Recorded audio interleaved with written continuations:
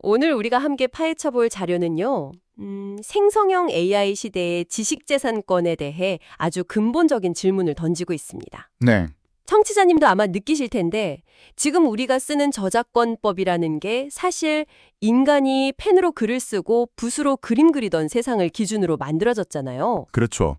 인간의 창작 활동을 전제로 한 거죠. 그런데 갑자기 인간이 아닌 AI가 창작의 주체로 떠오르면서 이 오래된 규칙들이 뭐랄까 와르르 무너지고 있는 겁니다. 네, 기반 자체가 흔들리고 있는 상황이죠. 이 자료는 여기서 한 발 더 나아가요.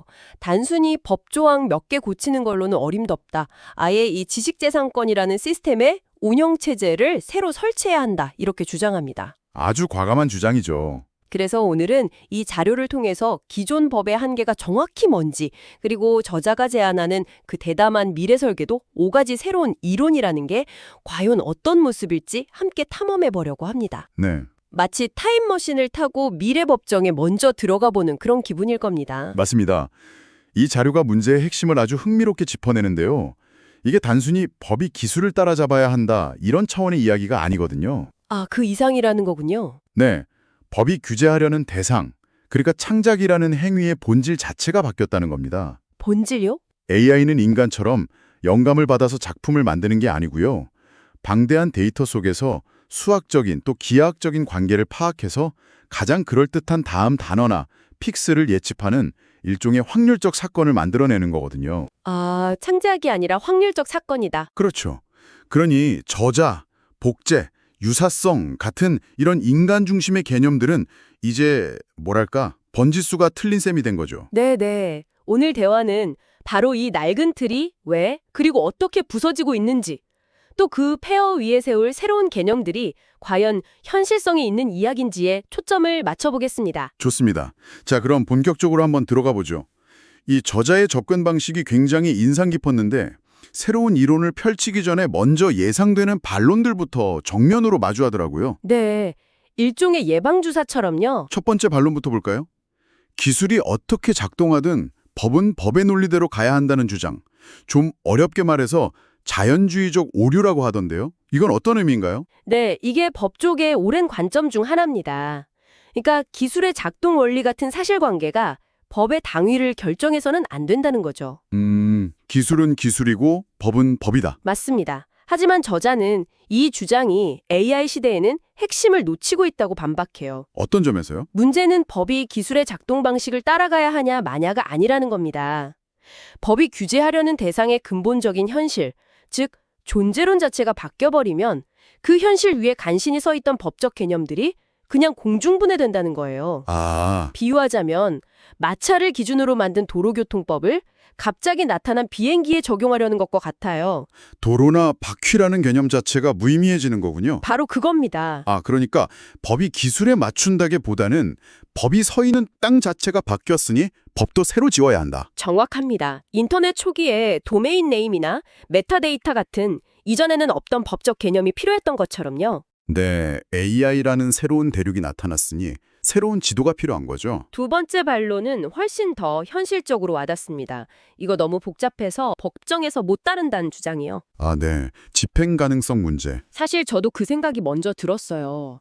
아니 판사가 어떻게 수십억 개의 파라미터나 잠재 공간 같은 걸 이해하고 판결을 내리겠어요. 그렇죠. 충분히 가질 수 있는 의문입니다. 하지만 저자는 이것 역시 역사가 이미 반증한 기후라고 말합니다. 역사가요? 생각해보면 법원은 이미 DNA 염기서열 분석 결과나 복잡한 화학 구조식, 심지어 뇌파 데이터 같은 매우 기술적이고 비직관적인 증거들을 다뤄왔거든요. 그렇네요. 핵심은 판사나 배심원이 양자물리학자가 될 필요는 없다는 거예요. 전문가 증언이나 시각화 도구 같은 것들을 활용해서 법적인 판단을 내릴 수 있도록 돕는 거죠. 그렇다면 AI에도 그런 일종의 번역기 같은 도구가 필요하겠군요. 바로 그겁니다. 이 자료는 심지어 구체적인 기술까지 제안해요. 오, 어떤 거죠? 예를 들어 파라메터 지문이라는 기술은 AI 모델의 고유한 구조를 DNA처럼 식별해서 등록하는 거고요. 네. 잠재 궤적 서명이라는 건 특정 결과물을 만들어내기까지 AI 내부에서 어떤 경로를 거쳤는지를 추적하는 기술입니다. 와, 그러니까 복잡한 AI의 내부 활동을 법정에서 쓸 수 있는 구체적인 증거로 변환하는 거네요. 맞습니다. 그렇군요. 그래도 너무 급진적이다 또는 기존 법으로 어떻게든 해결할 수 있지 않나 하는 반론도 만만치 않을 것 같아요. 네, 그렇죠. 법은 원래 점진적인 변화를 선호하잖아요. 굳이 이걸 다 뒤엎을 필요 없이 저작권이나 영업 비밀 같은 걸로 해결할 수 있다는 주장도 분명히 있을 텐데요. 네, 저자는 그 두 가지 반론을 묶어서 이미 시스템이 붕괴하고 있다는 현실로 답합니다. 이미 붕괴하고 있다. 실제로 뉴욕타임즈나 게티 이미지가 제기한 소송들을 보면요. 법원이 AI가 만든 결과물이 기존 저작권법이 말하는 실질적 유사성이나 파생 저작물 개념에 딱 들어맞는지 판단하기를 매우 어려워하고 있습니다. 아, 이미 한계가 보이고 있군요. 네, 땜질 처방의 한계가 드러나고 있는 거죠. 더 근본적으로는 저작권은 인간 저자가 있어야 하는데 AI는 인간이 아니고요. 그렇죠. 특허권은 발명이어야 하는데 AI는 확률적 예측을 할 뿐이고 또 영업기밀은 비밀로 유지되어야 하는데 AI 결과물은 세상에 공개되잖아요. 네네. 이처럼 기존의 법들은 AI라는 새로운 존재와는 애초에 호환성이 거의 제로에 가깝다. 이게 저자의 진단입니다. 와, 기존 법이라는 도구함이 그냥 텅 비어버린 거나 마찬가지라는 거네요. 망치로 마이크로칩을 고치려는 거죠. 이렇게 기존 시스템의 문제점을 조목조목 짚고 나니 저자가 제시하는 대안이 더욱 궁금해집니다. 이게 이 자료의 하이라이트인데 정말 AI 시대를 위한 새로운 법률의 초안을 보는 것 같았어요. 맞습니다. 단순히 비판에 그치지 않고 굉장히 정교한 거버넌스 아키텍처를 설계해서 제시하는데요. 총 5가지 핵심 요소로 구성됩니다. 네. 첫 번째가 바로 잠재 공간 거버넌스, LSG입니다. 잠시만요. 잠재 공간부터가 벌써 어려운데요. 이게 뭔가요? 아, 네. 쉽게 말해서 AI의 마음속 지도라고 생각하시면 됩니다. 마음속 지도요? 네. AI가 학습한 수많은 데이터들의 관계가 일종의 기하학적인 지도로 펼쳐져 있는 공간이죠. 예를 들어 고양이라는 개념과 개라는 개념은 이 지도 위에서 가깝게 위치하고 자동차와는 멀리 떨어져 있는 식으로요. 아, 그런 개념이군요. 이 잠재 공간 거버넌스는 바로 이 지도 자체를 관리하자는 아이디어입니다. 결과물이 아니라 AI의 머릿속 지도를 관리한다고요? 마치 도시계획처럼요? 완벽한 비유입니다. 저자도 바로 그 비유를 써요. 아, 정말요? 네. 위키피디아 같은 공공 데이터로 만들어진 영역은 누구나 자유롭게 쓸 수 있는 공공 잠재 구역으로, 라이센스가 있는 데이터로 학습한 영역은 중공공 구역으로, 그리고 기업의 고유 데이터로 구축된 영역은 독점 구역으로 나누어서 관리하자는 겁니다. 와, 이건 정말 패러다임의 전환이네요. 두 번째는 뭔가요? 두 번째는 파라미터 권리 관리, PRM입니다. 파라미터? 네. 잠재 공간이 AI의 지식 지도라면 파라미터는 그 지도를 그리는 수십억 개의 미세한 좌표값, 다시 말해 AI 모델의 설계도 그 자체라고 할 수 있습니다. 아, 설계도. 이 권리는 바로 이 설계도를 보호하는 겁니다. 그래서 파라미터 지문 등록소 같은 걸 만들어서 모든 상용 AI 모델의 고유한 DNA를 등록하고 관리하자, 이렇게 제안하죠. 그러니까 첫 번째는 AI의 지식 지도를, 두 번째는 그 지도를 만드는 설계도를 보호하자는 거군요. 네. 우리가 흔히 생각하는 최종 결과물인 텍스트나 이미지는 아직 나오지도 않았네요. 정확합니다. 그게 이 새로운 패러다임의 핵심이에요. 결과가 아닌 과정과 구조를 보호하는 거죠. 네. 이어서 세 번째는 확률적 구성 라이센싱, PCL입니다. 이건 AI가 특정 결과물을 만들어내기까지 거쳐온 경로에 라이센스를 부여하는 방식입니다. 경로요. 네.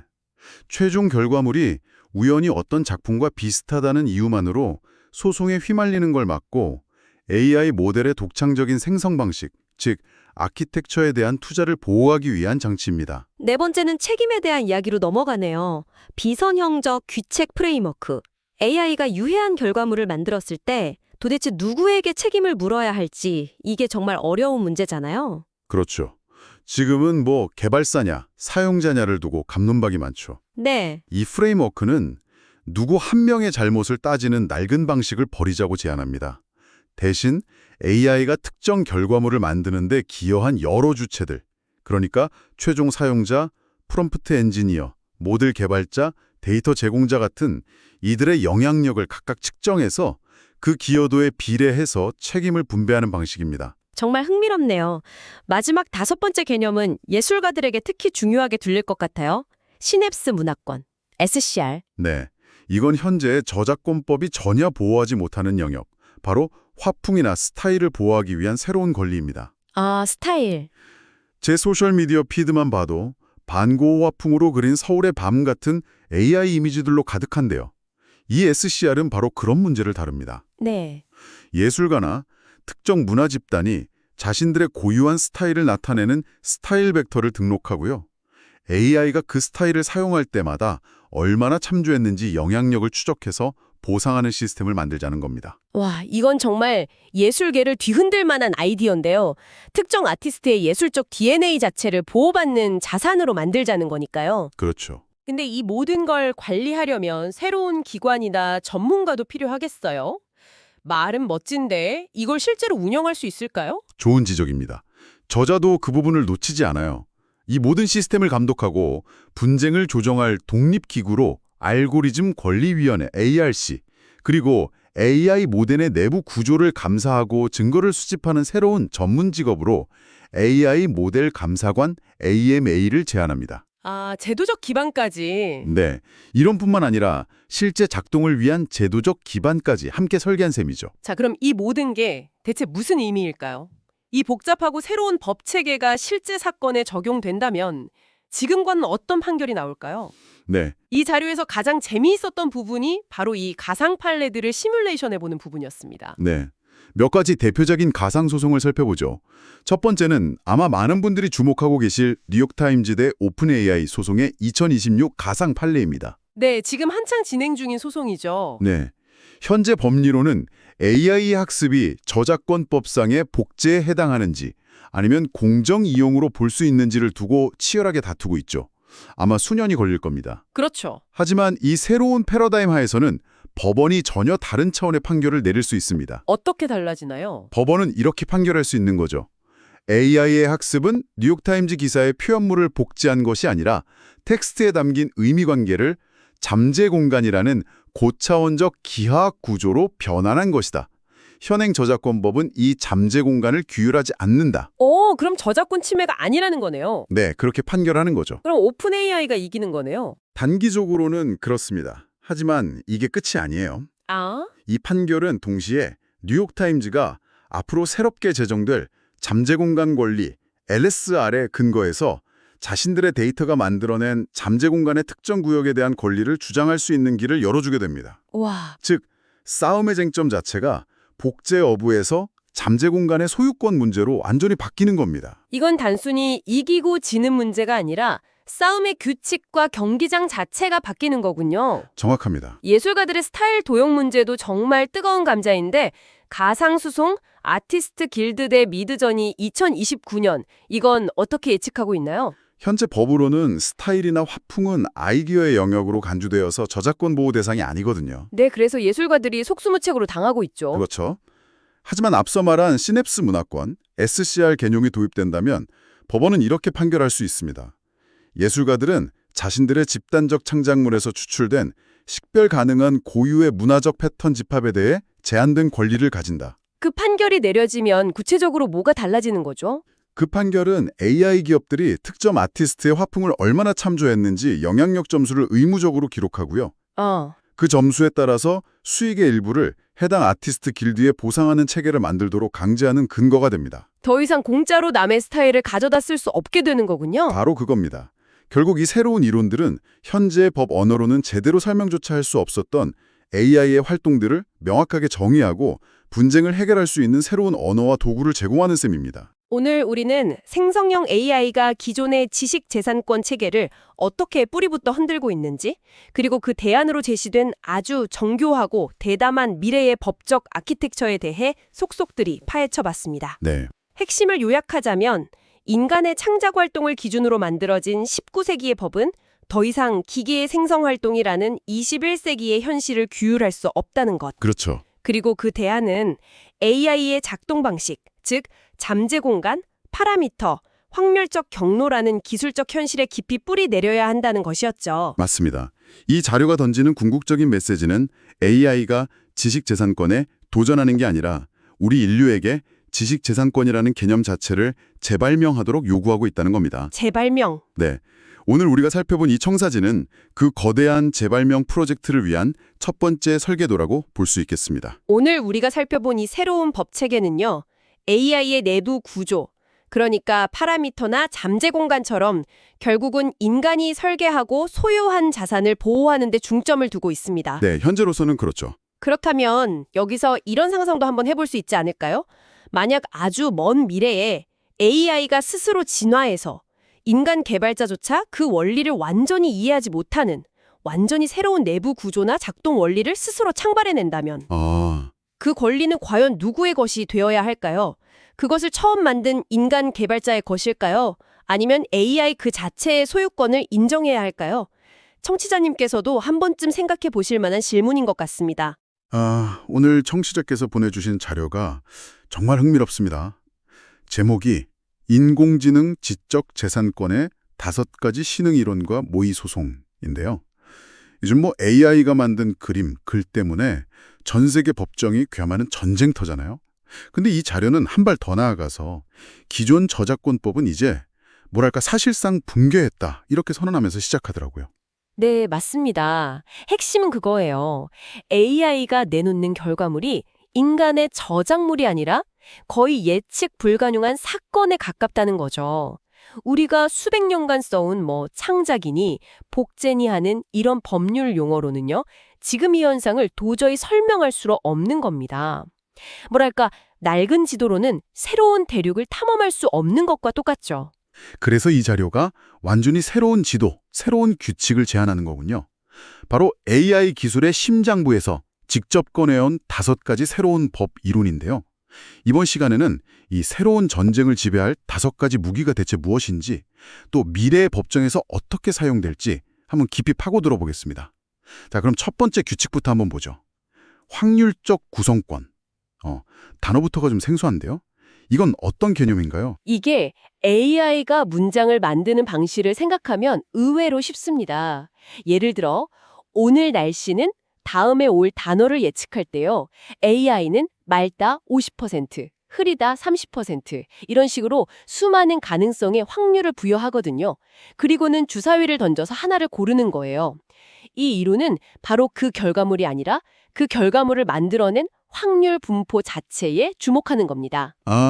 그러니까 우리 눈에 보이는 텍스트는 그냥 수많은 가능성 중에 하나가 우연히 뽑혀 나온 거고, 진짜 중요한 건 그 뒤에 숨어 있는 보이지 않는 확률 시스템이다. 이 말씀이시군요. 바로 그겁니다. 근데 여기서부터 아주 골치 아픈 법적 문제가 생겨요. 어떤 문제요? 기존 저작권법은 창작물이 눈에 보이는 형태로 고정되어야 보호를 시작하잖아요. 근데 이 이론에 따르면 진짜 자산인 확률 분포는 눈에 보이지도 않고 계속 변하죠. 잠깐만요. 그럼 그 논리대로라면 만약 제 AI랑 옆 사람 AI가 완전히 똑같은 소설 한 페이지를 썼어요. 그래도 그건 법적으로 아무 의미가 없다는 건가요? 겉보기엔 명백한 표절인데도요. 솔직히 그건 좀 납득이 안 가는데요. 바로 그 지점이 기존 법의 상식이 무너지는 곳입니다. 이 이론에 따르면요. 그 2개의 똑같은 소설은 그냥 같은 확률 시스템에서 우연히 뽑힌 2개의 다른 실현일 뿐이에요. 로또 기계에서 2번 연속 같은 번호가 나왔다고 해서 2번째 공이 첫 번째 공을 표절했다고 말하진 않잖아요. 와, 로또 기계 비유를 드니까 확 와닿네요. 겉모습이 아니라 그 출신을 따지는 거군요. 최근 뉴욕타임스가 오픈 AI 고소하면서 AI가 기사를 그냥 베낀 게 아니라 통계적으로 재구성했다 이렇게 주장했는데 바로 이 이론이 그 배경이 될 수 있겠네요. 정확히 보셨습니다. 단순 복제가 아니라 확률적 재구성이라는 새로운 틀로 사건을 보게 만드는 거죠. 좋습니다. 그럼 첫 번째 이론은 텍스트 자체에 대한 이야기였고, 다음은 잠재 공간권입니다. 예? 잠재 공간이라는 말이 나오니까 더 어려워지는 느낌인데요. 이것도 비유를 들면 좀 쉬운데요.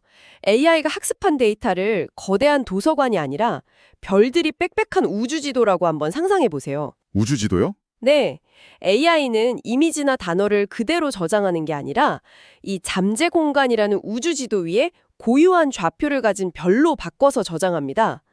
예로 들면 고양이 이미지들은 오리온 자리 근처에 쫙 모여 있고 강아지 이미지들은 저쪽 카시오페아 자리 근처에 모여 있는 식이죠. 흥미롭네요. 그럼 AI가 새로운 고양이 그림을 만든다는 건 그 오리온 자리 근처를 여행하면서 새로운 항로를 그리는 것과 같다는 의미겠군요? 맞습니다. 그래서 이 이론은 법적으로 보호해야 할 대상이 최종 도착지인 그림이 아니라 그 잠재 공간 우주를 여행한 항로 그 자체라고 주장하는 거예요. 그 지도 자체의 구조와 그 안에서의 움직임이 새로운 지적 재산이 된다는 거죠. 근데 변호사 입장에서 생각해보면요. 그 항로라는 건 너무 추상적이잖아요. 법정에서 그걸 어떻게 증거로 내고 입증할 수 있을까요? 판사님, 저 AI가 제 잠재 공간 항로를 침범했습니다. 라고 하면 판사님이 이해할 수 있을까요? 아주 중요한 질문입니다. 물론 쉽지 않죠. 하지만 불가능하진 않습니다. 특정 프롬프트를 입력했을 때 모델 내부에서 어떤 뉴런들이 활성화되는지를 시각화하거나 특정 작가 스타일을 모방할 때 AI가 잠재 공간의 특정 영역을 집중적으로 탐색했다는 데이터 분석 결과를 증거로 낼 수 있는 거죠. 이미지를 직접 뺏기지 않았더라도 내 창작물들이 모여있는 별자리 근처를 어슬렁거리면서 이득을 취했다면 책임을 물을 수 있게 되는 겁니다. 아하, 게티 이미지가 AI 회사를 고소하면서 이미지 도용뿐만 아니라 데이터의 잠재적 활용까지 문제 삼았던 게 바로 이런 개념이었군요. 특정 작가 화풍을 따라하는 것도 결국 그 작가의 작품들이 모여있는 별자리를 따라 항해하는 거나 마찬가지라고 볼 수 있겠네요. 바로 그겁니다. 창작의 개념이 무언가를 만드는 행위에서 정보 공간을 탐색하는 행위로 확장되는 거죠. 자, 그럼 지금까지 결과물과 과정에 대한 이론을 봤는데 이제 세 번째 이론은 아예 AI의 뇌 그 자체로 들어가는 것 같더라고요. 구성적 매개 변수권입니다. 네, 정확합니다. AI의 행동을 결정하는 그 수십억, 수조 개의 매개 변수 값들, 그러니까 AI 두뇌의 시냅스 연결 강도 그 자체가 핵심 자산이라는 관점이에요. 이건 눈에 보이는 창작물이 아니라 어떤 결과물을 만들어낼 확률 분포를 형성하는 결정 규칙의 집합체죠. 그럼 이 개념을 적용하면 오픈 AI가 GPT사가 쓴 글이 아니라 GPT사의 성격이나 사고방식 자체의 특허를 낼 수도 있다는 건가요? 그리고 소송에 걸리면 그 비밀스러운 매개 변수 값들을 법정에서 공개해야 할 수도 있고요. 정확히 그런 세상이 올 수 있습니다. 이 이론은 매개 변수를 코카콜라의 비밀 레시피나 반도체 설계도 같은 최고 수준의 영업 비밀로 봐야 한다고 주장해요. 실제로 최근에 중국 법원에서 AI 모델의 가중치, 즉 매개 변수 값을 독립적인 자산으로 인정하는 판결이 나왔거든요. 이 이론이 예측하는 미래와 정확히 일치하는 흐름이죠. 와, AI의 뇌 자체에 권리를 부여한다니 생각할수록 거대한 이야기네요. 자, 이렇게 AI 내부가 복잡한 네트워크로 되어 있다면 우리가 알던 원인과 결과라는 단순한 개념도 완전히 뒤집힐 것 같은데요. 네 번째 이론, 비선형적 귀속 이론이 바로 그 이야기죠. 그렇습니다. 인간의 법은 A가 원인이 돼서 B라는 결과가 나왔다는 식의 직선적인 인과관계를 전제로 하잖아요. 그렇죠. 저작권 소송도 저작물 X를 받기 때문에 비슷한 Y를 만들었다. 이런 구조고요. 하지만 AI는 전혀 다릅니다. 그 비유가 떠오르네요. AI의 결과물은 도미노 하나가 다른 걸 쓰러뜨리는 게 아니라 수천 개의 개울물이 하나의 거대한 호수로 흘러드는 것과 같다는 거죠. 완벽한 비유입니다. 그 호수가 만들어진 책임을 어느 특정 개울물 하나에 돌릴 수 있을까요? 불가능하죠. 마찬가지로 AI가 만든 이미지 하나가 어떤 학습 데이터 속 사진 한 장 때문에 만들어졌다고 콕 집어 말할 수가 없어요. 수백만 개의 데이터가 복잡하게 얽히고 설켜서 기여했을 뿐이죠. 그렇다면 저작권 침해를 판단하는 전통적인 공식, 그러니까 원고 작품에 접근했고 결과물이 실질적으로 유사하다는 이 기준은 이제 완전히 쓸모 없어지는 거네요. 네, 그 공식은 붕괴됩니다. 이 이론은 침해 여부를 판단하려면 직접적인 원인을 찾는 대신에 어떤 데이터들이 얼마나 어떻게 영향을 미쳤는지 그 영향력의 가중치 분포를 지도로 그려서 평가해야 한다고 주장합니다. 법의 낡은 인과관계 개념을 이제 21세기 현실에 맞게 업데이트하자는 제안인 셈입니다. 이 집단적인 영향력이란 개념은 자연스럽게 마지막 다섯 번째 이론으로 이어지는 것 같습니다. 예술가들이 가장 두려워하는 문제, 바로 스타일 도용에 대한 시냅스 집합적 패턴권입니다. 맞습니다. 현재 AI의 가장 무서운 점은 특정 예술가의 작품을 단 한 점도 직접 베끼지 않고도 그 사람의 영혼과도 같은 화풍이나 문체를 완벽하게 복제할 수 있다는 점이죠. 그게 바로 수많은 예술가들이 절망하는 이유고요. AI는 한두 작품이 아니라 한 시대의 문화 전체, 수백만 개의 예시 속에서 나타나는 공통적인 패턴을 학습하기 때문에 이게 가능한 겁니다.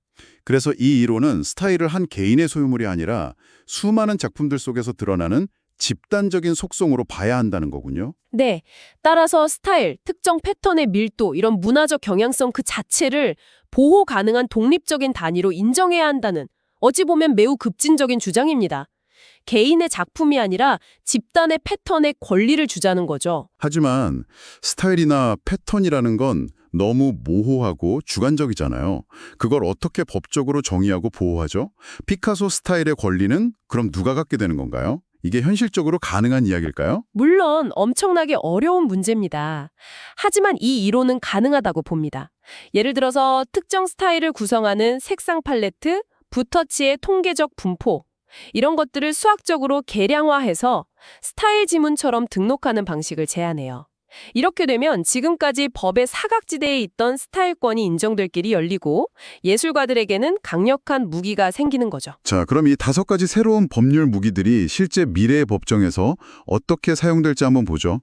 이 자료가 제시하는 가상의 소송 시나리오들이 아주 흥미롭습니다. 첫 번째 전장은 2030년 GPT-7의 스타일 재구성 소송입니다. 네, 2030년에 GPT-7이 특정 소설가와 구별이 불가능할 정도로 완벽한 문체로 에세이를 써낸다고 상상해 보세요. 한 유명 작가가 소송을 겁니다. GPT-7이 내 고유한 스타일을 너무 정확히 재구성해서 내 책이 안 팔린다고요. 기존 법대로라면 단 한 문장도 베끼지 않았으니 작가가 패소할 확률이 99%입니다. 하지만 새로운 무기를 장착하면 달라지겠죠? 그렇습니다. 변호사는 방금 살펴본 집합적 패턴권을 무기로 꺼내 드는 거죠. 작가의 문체를 보호 가능한 패턴으로 주장하고 잠재 공간권 이론을 통해 GPT-7의 행위가 작가의 작품들이 모여있는 잠재 공간 클러스터 안을 집중적으로 항해한 것이라고 분석합니다. 이를 통해 법원은 패턴 착취 불법 행위라는 역사상 없었던 새로운 법리를 만들어 작가의 손을 들어줄 수 있습니다. 다음 전장은 2031년 생명공학 분야네요.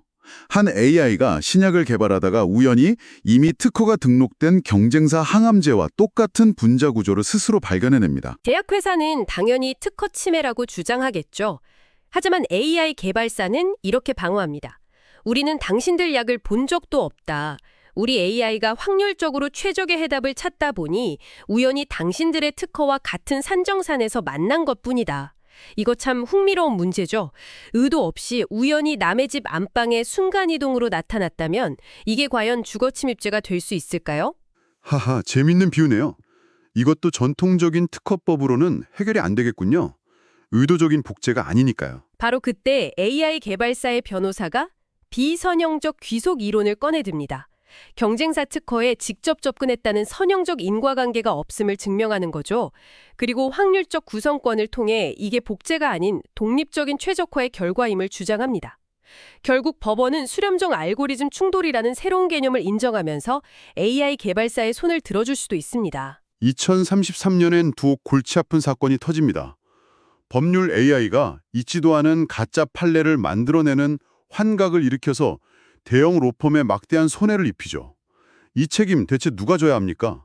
AI를 쓴 변호사, 개발사, 학습 데이터를 제공한 곳. 정말 혼돈 그 자체네요. 전통적인 법으로는 책임자를 찾을 수 없는 미궁에 빠지죠. 여기서 다시 비선형적 귀속 이론이 등판해서 관련된 모든 주체에게 기여한 영향력만큼 책임을 분배하는 해결책을 제시합니다. 더 나아가 구성적 매개 변수권에 근거해서 아예 AI 모델 자체에 기술적인 책임을 묻는 거죠. 법원이 개발사에게 모델 지문이나 영향력 가중치 맵 제출을 의무화하는 겁니다. 이 자료는 미래에 알고리즘 책임 법원이 등장할 거라고까지 예측합니다. 그리고 마지막 2034년의 소송은 그야말로 최종 보스급이네요. 인류의 모든 음악 역사를 학습한 AI에 맞서 인류 전체가 소송을 거는 집합적 문화 소송입니다. 네, 이 AI는 바흐도 비틀즈도 그 누구의 곡도 표절하지 않습니다. 하지만 인류가 수천 년간 쌓아온 모든 음악의 패턴 속에서 길어 올린 듯한 완전히 새롭고 아름다운 음악을 무한정 만들어내죠. 이에 원주민 공동체, 고전 작곡가 유족 같은 이들이 연합해서 소송을 겁니다. 이 AI가 우리 모두의 자산인 집합적 문화유산에서 보상 없이 막대한 가치를 착취하고 있다고요.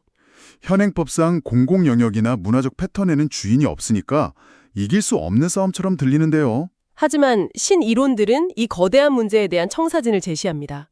집합적 패턴권으로 문화 수준의 보호를 인정하고 잠재 공간권으로 문화적 영역을 자산처럼 등록하고 규제하고요. 비선형적 귀속 이론으로 그 복잡한 영향관계를 설명하는 겁니다. 이 모든 이론이 합쳐져서 집합적 문화 패턴권이라는 지금까지 상상도 못했던 실효한 법적 권리가 탄생할 수 있다는 게 이 자료의 담대한 예측입니다. 오늘 살펴본 5가지 이론과 민의 법정의 모습은 AI가 단순히 기술 문제를 넘어서 저작물, 독창성, 인과관계 같은 우리 사회의 법과 제도를 떠받치던 근본적인 기둥들을 어떻게 흔들고 있는지를 보여주네요. 우리가 당연하게 여겼던 단어들이 더 이상 통하지 않는 세상에 대비하라는 강력한 경고 같습니다. 맞습니다. 오늘 논의의 핵심은 AI라는 이 기술적 현실을 왜곡 없이 있는 그대로 설명할 수 있는 새로운 법률적 어휘가 시급하다는 겁니다. 이 5가지 이론은 그 새로운 어휘를 만들기 위한 아주 중요한 시도라고 볼 수 있습니다. 그렇다면 마지막으로 청취자께서 이런 질문을 한번 던져보시면 어떨까요? 만약 오늘 우리가 이야기한 것처럼 스타일이나 문화적 패턴에 법적인 권리가 정말 생긴다면 그 권리는 과연 누가 갖고 행사해야 할까요? AI를 소유한 거대 기업일까요? 아니면 개별 창작자들의 연합일까요? 혹은 인류 전체를 대표하는 새로운 형태의 기구일까요? 정답 없는 이 질문이야말로 우리가 앞으로 마주하게 될 진짜 현실일 겁니다. 안녕하세요. 오늘 저희가 파고들 자료는 AI 시대 지적 재산권의 개념적 붕괴라는 책의 일부인데요. 와, 제목부터가 정말 심상치 않죠. 네, 아주 도발적인 제목입니다. 인공지능이 뚝딱 만들어낸 그림이나 소설, 음악 같은 거요. 이걸 보면 누군가는 소유권을 가져야 할 것 같은데 이상하게도 지금의 법은 그래서 이게 대체 누구 겁니까? 이 질문에 제대로 답을 못하고 있다는 거예요. 그렇죠. 아주 근본적인 질문 앞에서 법이 헤매고 있는 상황입니다. 이게 단순히 법이 기술 속도를 못 따라간다 뭐 이런 수준의 문제가 아니라고 합니다. 오늘 저희의 미션은 바로 그 이유를 파헤치는 겁니다. 법이라는 건물이 왜 흔들리는지, 그 기초부터 뭐가 잘못됐는지, 그 구조적인 불일치의 핵심을 한번 찾아내보려고요. 네, 그 구조적 불일치라는 말이 핵심입니다. 수백 년 된 법의 철학부터 AI라는 기술의 속살, 그리고 무너져 내리고 있는 법의 기둥들까지. 자, 이 거대한 퍼즐 한번 맞춰보죠. 네, 바로 그 퍼즐이라는 비유가 정확합니다. 이 자료는 많은 법률 전문가들이 AI를 그저 그냥 도구 정도로 본다는 거죠? 맞습니다. 더 똑똑해진 포토샵 같은 그런 도구로 취급하는 안일한 시각을 정면으로 비판하고 있거든요. 문제의 진짜 원인은 기술 그 자체의 작동 방식에 숨어 있다고 말이죠. 기술을 제대로 이해하지 못해서 생기는 문제군요. 네, 법이 기술을 오해했을 때 법정에서 얼마나 큰 혼란이 벌어지는지 이미 진행 중인 여러 소송들을 보면 정말 생생하게 드러납니다. 알겠습니다. 그럼 그 오래된 규칙, 즉 기존의 지적 재산권 철학부터 한번 살펴보죠. 이 규칙들이 왜 AI라는 새로운 선수 앞에서는 전혀 힘을 못 쓰는 걸까요?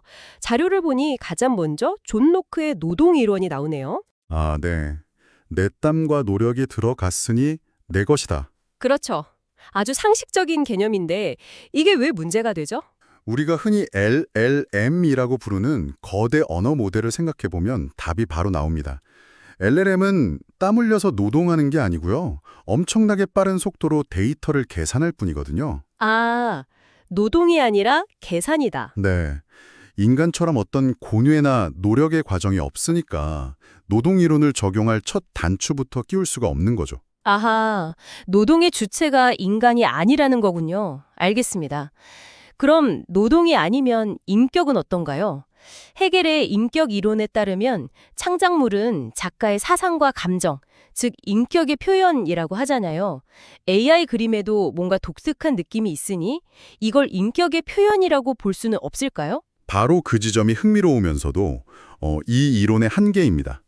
AI의 결과물은 겉보기엔 그럴듯해 보이지만 그 안에는 어떤 의도나 정체성, 그러니까 인격이 담겨 있지 않아요. 텅 비어 있다. 그렇죠. 그냥 수많은 데이터의 통계적 패턴을 재조합한 결과물일 뿐이죠. 창작물은 있는데 그 안에 깃들 영혼이나 인격이 통 비어있는 상태인 겁니다. 그렇군요. 창작자를 보호하고 더 좋은 작품을 만들도록 동기를 부여하는 인센티브 이론도 마찬가지겠네요. 당연하죠. AI는 돈이나 명예 같은 인센티브가 없어도 지치지 않고 결과물을 만들어내니까요. 맞습니다. 오히려 AI 개발사나 플랫폼 기업처럼 엉뚱한 주체에게만 막대한 이익이 돌아갈 수도 있겠고요. 바로 그겁니다. 기존의 모든 이론들은 눈에 보이지 않는 하나의 거대한 전제를 공유하고 있었어요. 전제요. 바로 인간 창작자의 존재입니다. 그런데 AI는 이 가장 근본적인 전제 자체를 통째로 날려버린 겁니다. 그래서 자료는 이걸 세 가지 인식론적 위기라고 표현하는데요. 세 가지 위기? 첫째, 말씀하신 대로 창작자가 사라졌다는 것. 둘째, AI는 똑같은 명령에도 매번 다른 결과물을 내놓기 때문에 하나의 고정된 작품이란 개념이 희미해진다는 것. 매번 다르니까요. 그리고 마지막으로 결과물이 수십억 개 데이터 중 무엇 때문에 이렇게 나왔는지 인과관계를 도저히 추적할 수 없다는 겁니다. 와, 듣고 보니 정말 심각하네요. 결국 작가는 누구야? 그래서 작품이 정확히 뭔데? 뭘 베꼈다는 거야? 같은 가장 기본적인 질문에 기존 이론들이 그냥 아무 말도 못하게 된 거군요. 네, 말 그대로 속수무책인 상황에 빠진 거죠. 알겠습니다. 그러니까 기존 철학들은 인간이라는 운영체제 OS 위에서 돌아가도록 설계됐는데 AI라는 완전히 새로운 OS가 등장하니까 사방에서 블루 스크린이 뜨는 거군요. 비유가 아주 정확한데요. 그럼 이 AI라는 OS가 대체 어떻게 돌아가는지 그 속을 들여다봐야 문제의 실마리를 잡을 수 있겠네요. 자료로 보면 많은 소송들이 AI가 데이터를 저장했다가 복제한다는 오해에서 출발한다고 하는데 이게 사실이 아니라고요? 전혀 아닙니다. 그리고 이 오해가 바로 법과 기술 사이의 가장 깊은 골짜기죠. LLM은요, 우리가 생각하는 것처럼 책이나 그림을 스캔해서 하드디스크에 차곡차곡 저장하는 방식이 아니에요. 그런 게 아니에요. 네, 모든 데이터를 고차원 잠재 공간이라는 우리가 상상하기 힘든 기하학적 구조로 바꿔서 이해합니다. 3D 성운 같은 거라고요? 오, 사랑이라는 별 옆에는 기쁨이나 슬픔 같은 별들이 가깝고 사과라는 별 옆에는 과일이나 빨갛다 같은 별들이 뭉쳐 있는 거죠. 아주 훌륭한 비유입니다. 정확해요. 그리고 AI는 그 성운 안에서 특정 책을 꺼내오는 게 아니라 낭만적인 시를 써줘라는 명령을 받으면 사랑, 밤, 별빛 같은 별들 사이를 잇는 새로운 경로, 그러니까 새로운 별자리를 그리는 것과 같습니다. 새로운 경로를 그린다. 네, 매번 다른 경로를 그리니까 결과물도 매번 달라지고요. 이게 바로 게티 이미지 대 스테빌리티 AI 소송에서 법원이 잠재 공간의 데이터를 인코딩하는 게 복제냐 이 질문 앞에서 그토록 혼란스러워했던 이유입니다. 법전에는 그런 개념이 없으니까요. 네, 성원 속 경로 그리기 같은 개념이 없으니까요. 와, 이건 생각도 못했네요. 그럼 AI는 정답을 찾는 게 아니라 매번 다른 길을 따라가면서 새로운 답을 만들어내는 거군요. 맞습니다. 복제랑은 정말 차원이 다른 이야기네요. 네, 차원이 다른 이야기죠. 여기에 확률적 토큰 샘플링이라는 개념을 더하면 더 명확해집니다. 확률적 토큰 샘플링이요? AI는 문장을 한 번에 완성하는 게 아니라요. 바로 앞 단어를 보고 그 다음에 올 가장 확률 높은 단어를 하나씩 또 하나씩 선택해서 문장을 이어붙여요. 단어 하나씩요? 네, 주사위를 던지는 것과 비슷해서 아주 미세한 확률 차이 때문에 똑같은 프롬프트를 넣어도 결과가 계속 달라지는 겁니다.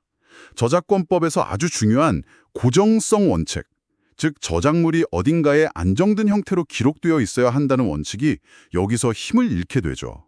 그렇다면 대체 AI 창작물의 진짜 주인 혹은 저자는 누구라고 봐야 하는 건가요?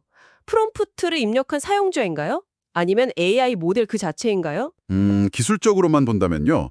AI의 뇌세포 역할을 하는 수십억, 수백억 개의 매개 변수 덩어리가 가장 저자에 가깝다고 할 수 있습니다. 매개 변수요? 네, 이 매개 변수들은 단어나 그림이 아니라 어떤 입력이 들어왔을 때 어떤 결과물을 내놓을지 결정하는 뭐랄까 규칙들의 집합이거든요.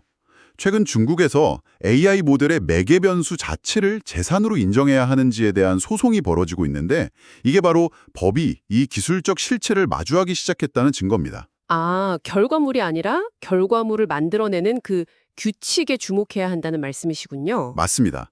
더 나아가면 비선형적 귀인이라는 더 어려운 문제도 나옵니다. 비선형적 귀인? 네, AI가 만든 그림의 특정 선 하나가 있지 않습니까? 네네. 그 선 하나가 학습 데이터에 있던 수백만 장의 고양이 사진 중 정확히 어떤 사진때에 생긴 건지 꼭 집어서 말하는 게 구조적으로 불가능하다는 뜻이에요. 아, 추적이 안 된다는 거군요. 그렇죠. 모든 데이터가 너무 복잡하게 뒤섞여서 나타난 결과니까요. 저작권 침해를 따질 때 가장 중요한 네가 내 걸 보고 베꼈다는 그 인과관계를 입증하는 게 원천적으로 막히는 셈이죠. 피카소 스타일로 그려줘 같은 명령도 마찬가지겠네요. 피카소 작품을 복사하는 게 아니라 수많은 데이터 속에서 피카소 스타일이라고 인식되는 어떤 문화적, 통계적 패턴을 재조합하는 거니까요. 바로 그겁니다. 아, 앤더슨 대 스테빌리티 AI 소송에서 법원이 왜 그렇게 스타일 자체는 보호하기 어렵다고 했는지 이제야 이해가 갑니다. 바로 그 지점입니다. 기술의 작동 방식을 이해하고 나니 법의 딜레마가 훨씬 선명하게 보이죠? 네, 정말 그렇습니다. 정리를 좀 해보면 AI의 결과물은 우리가 알던 저작물이나 복제물이 아니라 통계적 샘플, 확률적 경로, 기하학적 구조 속의 여정 같은 완전히 새로운 개념이라는 거네요. 맞습니다. 이건 뭐 법의 언어랑 기술의 언어가 서로 다른 행성에서 온 말처럼 들립니다. 맞습니다. 그리고 이 기술적 현실을 바탕으로 보면 자료에서 말하는 전통적 지적재산권의 6기둥이 왜 그리고 어떻게 무너지고 있는지 아주 명확하게 보입니다. 6기둥이요? 드디어 이 건물이 왜 무너지는지에 대한 핵심 분석으로 들어가는군요. 첫 번째 기둥은 뭔가요? 첫 번째 기둥은 인간 저자성입니다. 법은 저자가 당연히 인간일 거라고 전제하지만 AI는 인간이 아니죠. 그쵸. 이건 이미 여러 판결에서 확인됐습니다. 원숭이가 찍은 셀카의 저작권을 인정하지 않은 나루토 원숭이 셀카 사건이나 아, 그 유명한 사건이요. 네, 그리고 AI가 그린 웹툰 이미지의 저작권을 부정한 새벽의 자랴 사건 모두 인간의 창작성이 없으면 저자가 아니라고 못 박았어요. 그렇죠. 그건 너무 당연해 보이네요.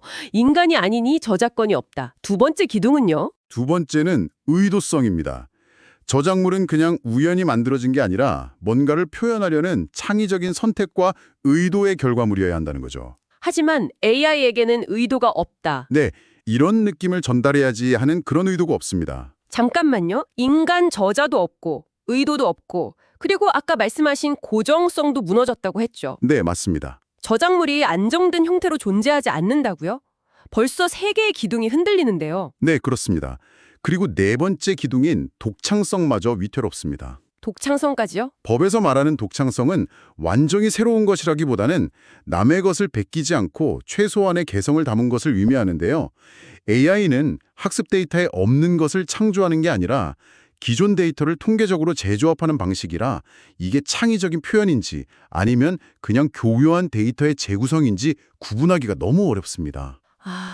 뉴욕타임스 대 오픈 AI 소송의 핵심 쟁점이 바로 이거죠. 와, 네 개 기둥이 무너졌다는 건데 그럼 법적으로 가장 중요한 누가 베꼈는가를 따지는 문제나 그래서 이게 결국 누구 것인가 하는 소유권 문제는 어떻게 되는 거죠? 그것들도 무사하지 못할 것 같은데요. 예리한 지적이십니다. 그게 바로 무너져 내리는 다섯 번째와 여섯 번째 기둥입니다. 다섯 번째 기둥, 인과적 추적성. 아까 말했듯이 AI의 비선형적 작동 방식 때문에 결과물이 원본 데이터 중 무엇을 베꼈는지 인과관계를 증명하는 게 거의 불가능합니다. 그리고 마지막 여섯 번째 기둥, 단일 소유권. 단일 소유권. 법은 보통 하나의 저작물에 한 명 혹은 소수의 권리자를 상정하잖아요. 그런데 AI 결과물은 프롬프트를 쓴 사람, 데이터 제공자, AI 모델 개발자 등 수많은 주체의 기여가 뒤섞인 집단적 결과물이라서요. 이 권리를 누구 한 명에게 온전히 주기가 너무나도 애매해집니다. 세상에 6기둥이 전부 다 무너지거나 심각하게 흔들리는 거였군요.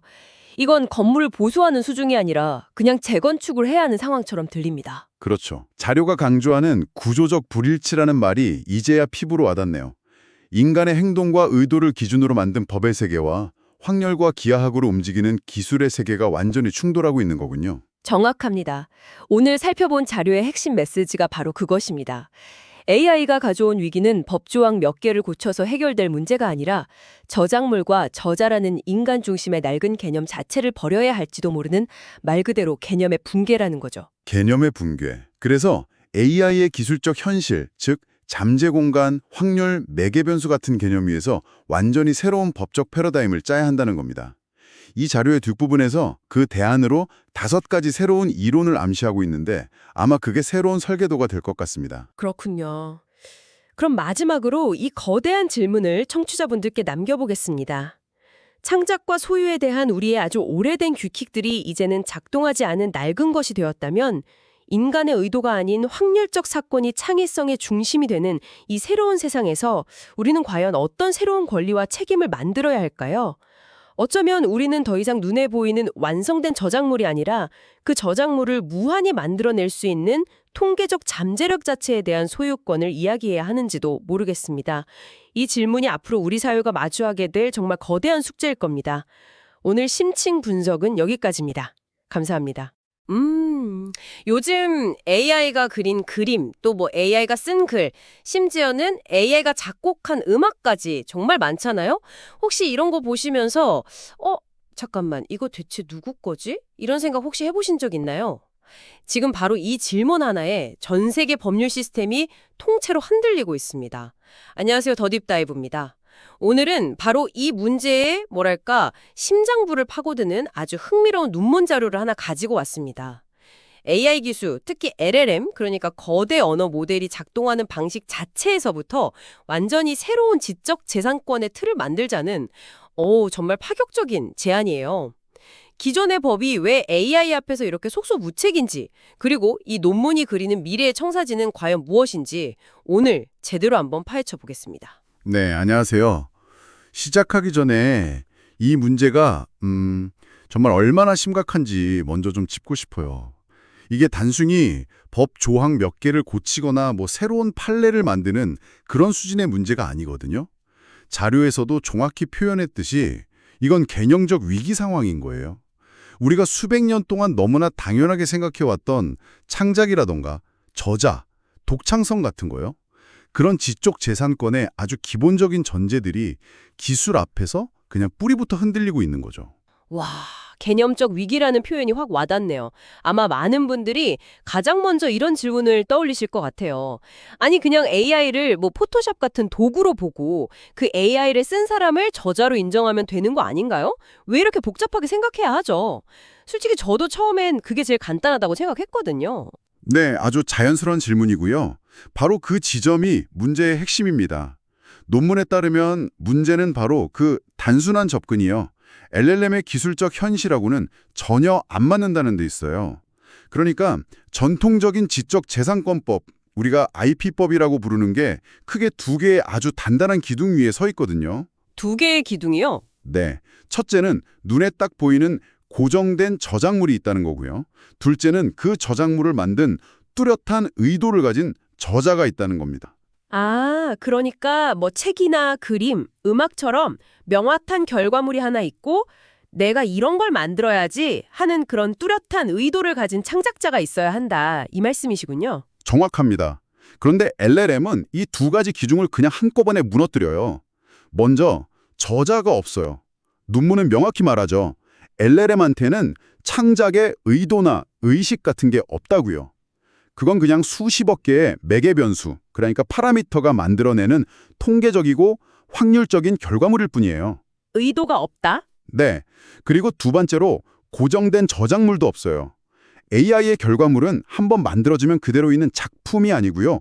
프롬프트를 입력할 때마다 무한히 다르게 생성되는 하나의 사건, 이벤트에 더 가까워요.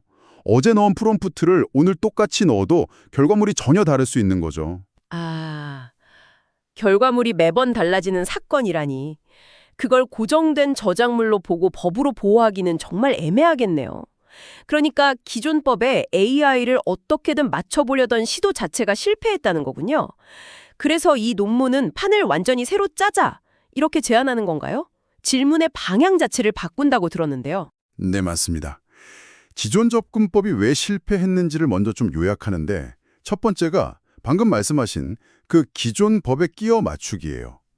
AI 결과물을 어떻게든 기존의 저작물, 저자 개념에 억지로 넣으려고 하니까 계속 모순이 생기는 거죠. 그리고 두 번째 실패한 접근법은 AI 의인화인데요, 이건.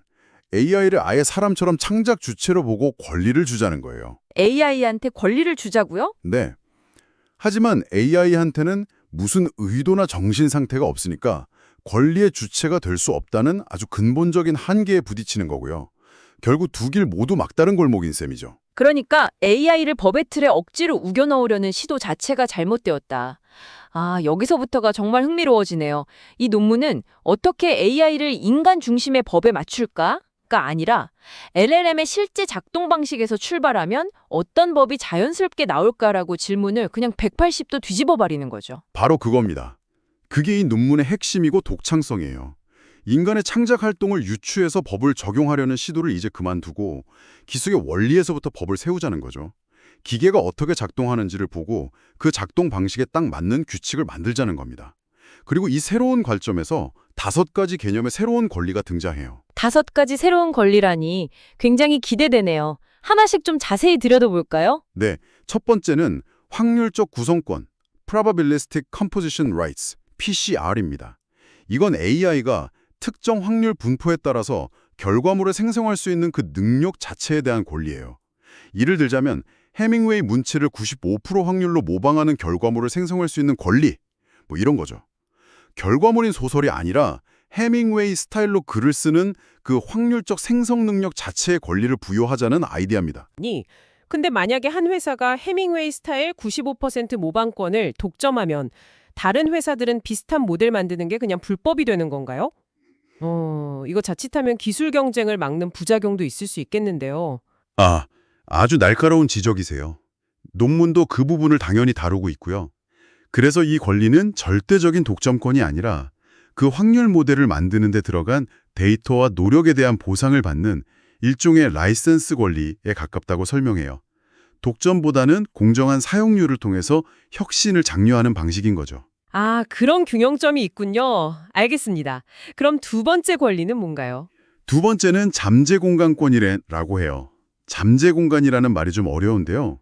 AI 모델 내부의 수많은 데이터의 특징들이 이렇게 수학적으로 꽉 압축되어 있는 눈에는 안 보이는 개념적 공간이라고 생각하시면 돼요. 개념적 공간이요? 네, 이 잠재 공간의 특정 영역에 대한 권리를 인정하자는 거예요. 예를 들어 AI 모델의 그 잠재 공간 속 반고의 붓터치 스타일에 해당하는 어떤 좌표 영역, 그 영역에 대한 권리를 주는 식이죠. 와, AI 모델 내부에 보이지 않는 공간이라니 이건 마치 일종의 개념적 DNA, 지도에 대한 소유권을 주장하는 것 같은데요. 반고호 스타일이라는 유전 정보가 위치한 특정 좌표를 소유하는 거니까요. 근데 이 보이지 않는 공간의 경계는 누가 어떻게 정하죠? 수십억 차원의 수학적 공간의 재산권의 말뚝을 박는다는 건데 현실적으로 집행이 가능할까요? 그것이 바로 기술적 과제입니다. 논문은 그래서 모델 지문 채취나 잠재 공간 감사 같은 새로운 기술을 제안하고 있어요. 그런 기술을 통해서 특정 모델이 특정 잠재 공간 영역을 무단으로 썼는지 역추적하는 거죠. 결국 법의 개념이 바뀌면 그걸 집행할 기술도 함께 발전해야 한다는 겁니다. 법과 기술이 함께 진화해야 한다. 흥미롭네요. 그럼 세 번째 권리는요? 세 번째는 구성적 매개 변수권, Constitutive Parameter Rights, CPR입니다. AI 모델은 수십억 개의 매개 변수, 즉 파라미터로 이루어져 있잖아요. 이 중에서 결과물에 결정적인 영향을 미치는 특정 파라미터들의 조합, 그 조합 자체에 대한 권리를 주자는 거예요. 이건 뭐랄까, 특정 요리 레시피의 맛을 결정하는 핵심 재료들의 비율 조합에 대한 권리와 비슷하다고 볼 수 있어요. 파라미터 조합이요. 근데 AI 모델이 워낙 복잡하니까 사실상 모든 결과물이 다 고유한 파라미터 조합을 갖는 거 아닌가요? 어떤 조합이 결정적이었는지 그걸 어떻게 증명하죠? 자칫하면 권리가 너무 남발될 위험은 없을까요? 맞아요. 그래서 이 권리는 아무 조합에나 주어지는 게 아니고요. 특정 스타일이나 기능을 구현하기 위해서 의도적으로 조정되고 튜닝된 아주 중요하고 식별 가능한 파라미터들의 묶음, 거기에 한정될 가능성이 높아요. 예를 들면 AI가 특정 캐릭터의 목소리를 똑같이 내도록 만드는 그 핵심 파라미터 묶음, 이런 것들이죠. 모든 파라미터가 아니라 결정적 소수에 집중하는 개념입니다. 알겠습니다. 네 번째는 이름이 좀 어려운데 비선형적 저작자 표시 이론이네요. 네, 비선형적 저작자 표시 이론, Non-Linear Attribution Theory예요. 이건 기존처럼 저자 암흑에 이렇게 단순하게 표시하는 걸 그냥 포기하자는 거예요. 대신에 AI 결과물이 나오기까지 기여한 수많은 데이터 소스, 파라미터, 프롬프트 엔지니어링, 이런 복잡하고 비선형적인 기여 과정을 전부 추적해서 투명하게 표시하는 새로운 방식을 도입하자는 거죠. 누가 주인이냐는 질문 대신에 무엇이 어떻게 기여했는가를 보여주자는 그런 관점의 전환이에요. 오, 이건 소유권의 개념을 완전히 해체하는 거네요. 저자라는 이름표 대신에 영화 엔딩 크레딧처럼 기여한 모든 것들의 목록을 보여주는 방식이라니. 어쩌면 이게 가장 현실적인 대안일 수도 있겠어요. 소유권을 따지기엔 기여한 요소가 너무 많으니까요. 그렇죠. 마지막 5번째 권리는 시냅스 집합적 패턴권, Synaptic Collective Pattern Rights, SCR이에요. 이건 특정 문화적 패턴이나 스타일, 예를 들어 한국 웹툰 특유의 그림체나 90년대 시티팝 음악 스타일 같은 거요. 그런 걸 학습한 AI 모델의 신경망 연결 구조, 즉 시냅스 구조 자체에 대한 권리를 인정하자는 겁니다. 특정 스타일을 구현하는 모델의 구조 설계도 자체를 보호하자는 거죠. 와, 이건 정말 범위가 넓네요. 만약 누군가 한국 웹툰 스타일을 구현하는 시냅스 패턴권을 갖게 되면 다른 사람이 손으로 비슷한 스타일의 웹툰을 그리는 것도 문제가 될 수 있나요? 창작의 자유랑 충돌할 지점은 없을까요? 좋은 질문입니다. 논문은 이 권리가 인간의 창작 활동을 제한하기 위한 게 아니라고 말해요. 오히려 특정 문화적 자산을 학습시켜서 고도로 상업적인 모델을 만든 기업이 그 이익을 원천 문화 커뮤니티와 공유하도록 하는 메커니즘으로 사용될 수 있다고 봅니다. 예를 들면 특정 원주민 부족의 전통 문양 패턴을 학습한 AI 모델에 시냅스 패턴권을 그 부족 커뮤니티가 갖는 식으로요. 소유보다는 이익 공유의 개념에 가까운 거죠. 와, 정리해보면 이 5가지 권리는 모두 AI의 결과물을 하나의 독립된 작품으로 보는 그런 낡은 관점을 버리는 거군요. 대신에 거대한 알고리즘 구조가 만들어내는 하나의 현상으로 보고 그 현상을 일으키는 각 단계, 그러니까 확률, 공간, 매개 변수, 기여 과정, 구조 설계도 자체에 새로운 형태의 권리를 부여하자. 패러다임의 완전한 전환이네요, 정말. 정확합니다. 더 이상 사진기를 발명한 사람한테 세상의 모든 사진에 대한 권리를 주려는 식의 오류를 반복하지 말자는 거죠. 좋습니다. 그런데 이런 논의가 너무 앞서 나간, 그저 학문적인 상상에 그치는 건 아닌지 궁금해져요. 실제로 법정에서 이런 개념적 혼란이 나타나고 있나요? 그럼요. 이 논문이 더 설득력 있는 이유가 최근의 실제 소송들이 바로 이 개념적 공백을 명백히 증명하고 있다고 지적하기 때문이에요. 몇 가지 대표적인 사례가 있죠. 먼저 게티 이미지 대 스테빌리티 AI 소송이요. 영국 법원에서 눈에 보이는 결과물이 아니라 AI의 그 보이지 않는 잠재 공간 안에서 게티 이미지의 워터마크가 왜곡된 형태로 재현된 걸 봤어요. 근데 이걸 과연 법적인 복제 행위로 볼 수 있을지 정의하는 데 엄청난 어려움을 겪었습니다. 그게 바로 아까 저희가 살펴본 잠재 공간권, LSR이 필요한 순간이군요. 법관들이 잠재 공간이라는 단어조차 생소했을 테니 판결 내리기가 정말 어려웠겠네요. 그렇죠. 미국에서 벌어진 뉴욕타임즈 대 오픈 AI 소송도 마찬가지예요. 법원은 오픈 AI의 AI가 뉴욕타임즈 기사를 원본 그대로 그냥 복사 붙여넣기 한 게 아니라는 걸 알았어요. 학습을 통해 그 스타일과 정보를 확률적으로 합성하고 재구성하는 행위인데 이걸 설명할 적절한 법률 용어가 없는 거예요. 이건 또 확률적 구성권의 필요성을 그대로 보여주는 대목이죠. 그렇군요. 법이 기술의 현실을 전혀 따라가지 못하는 상황이 실제로 법정에서 벌어지고 있는 거네요. 이건 복제는 아닌데 그렇다고 완전히 새로운 창작이라고 하기도 애매하고 하면서 판사들이 머리를 쥐어뜯는 모습이 상상됩니다. 맞아요. 하나 더 있어요. 예술가들이 제기한 앤더슨 대 스테빌리티 AI 소송인데요. 여기서 미국 법원은 AI 결과물이 데이터셋에서 학습한 특정 작가의 패턴을 반영할 수 있다는 점은 인정했습니다. 하지만 현행법은 구체적인 저작물만 보호하지 화풍이나 스타일 같은 추상적인 패턴은 보호 대상으로 보지 않거든요. 만약에 논문에서 제시한 시냅스 집합적 패턴권, SCR 같은 개념이 있었다면 논의가 완전히 다른 방향으로 흘러갔을 겁니다. 결국 이 소송들은 그냥 몇몇 회사가 싸우는 예외적인 사건이 아니라 기존 법률 체계가 명백한 한계에 부딪혔다는 걸 보여주는 강력한 경고등인 셈이네요. 맞습니다.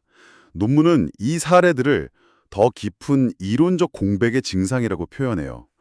단순히 법을 좀 고치는 수준이 아니라 법의 기반이 되는 이론 자체를 새로 만들어야 한다는 주장을 뒷받침하는 현실적인 증거들인 거죠. 자, 오늘 대화 정말 흥미로웠는데요. 슬슬 정리해볼까요?